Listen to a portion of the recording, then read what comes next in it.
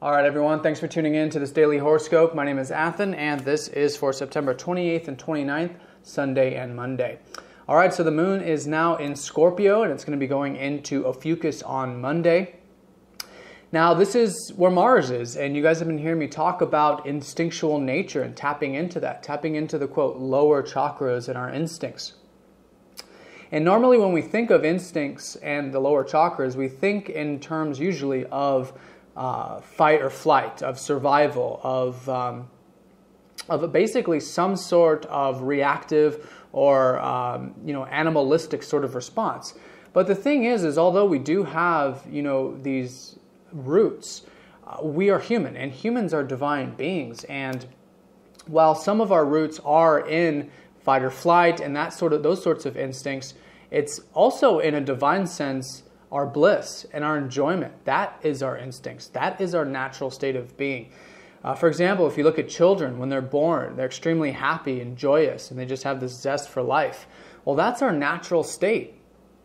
And so that's our instincts. And if we really tap into that, then we're no longer operating in the more old paradigm of fight or flight and survival. We're acting in accordance to our divine essence, our divine instincts, which is joy, bliss, and happiness. So I think we're really called to really tap into that now here for the 2 days, especially on Sunday, while the moon's in Scorpio. Now, Mars has made his way into Ophiuchus. Now, Ophiuchus is a little bit different. It's about tapping into those instincts, but raising them up. And now with Mars there, the attention has really been on clearing our inner temple, because Ophiuchus essentially, one way of looking at it is it's a lot like a temple, and the temple being us. And when we clear out all of the old stuff that's not working for us, all the garbage, all the stuff that just no longer is in accordance with our divine path, and we only keep the things that are steady and have a strong foundation, then we're constantly building upon them. We're rebuilding the temple over and over, you might say. And that's what Pluto represents a lot. And that's why Pluto is always associated with that 8th house in Scorpio so much. So it's building. It's building upon the solid foundation, but being willing and ready to clear out all of the old stuff that's no longer serving us. So that's, I think, what we're really going to be called to do here, particularly on Monday. And with Mars there, it's really just putting in the action. But Mars likes to be here. It's a place where Mars likes to be. He naturally rules this part of the chart.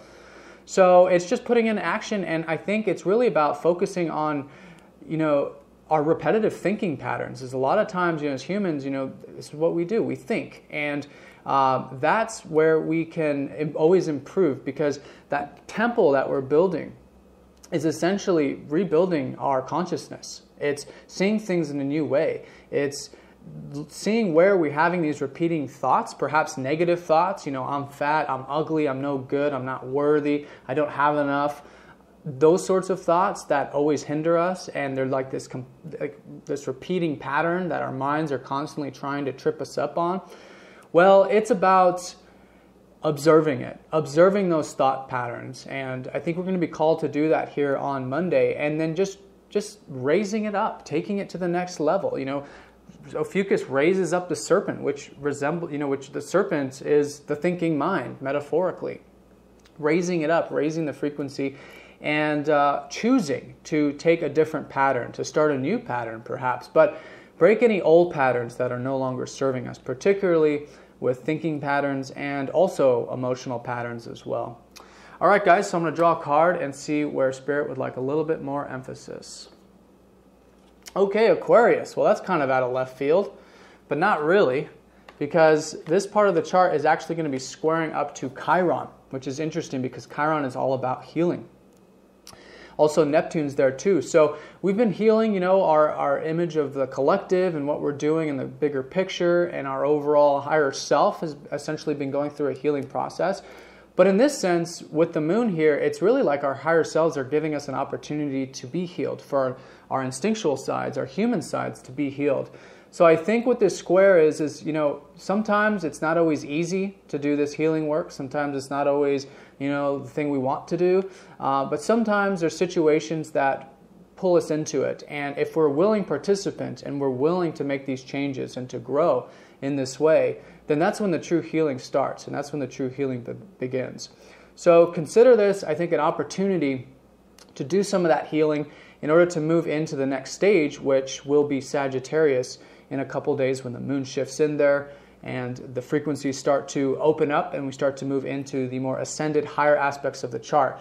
But that's just in the short term. Really look at this in the long term too, and realize how the healing we do today really helps us tomorrow and into the future.